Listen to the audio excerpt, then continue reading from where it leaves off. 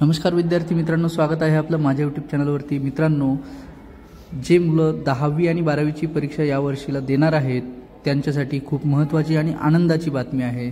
त्यांना 10 मिनिटं हा जादा वेळ मिळणार आहे। बघा, मार्च 2023ला तो जो निर्णय आहे तो रद्द करण्यात आला होता। तो जादा वेळ मिळत होता तो, परंतु आता पालकांनी मागणी केली होती आणि त्यांना त्यामुळे तो निर्णय परत एकदा म्हणजे 10 मिनिटं वेळ हा वाढवण्यात आलेला आहे।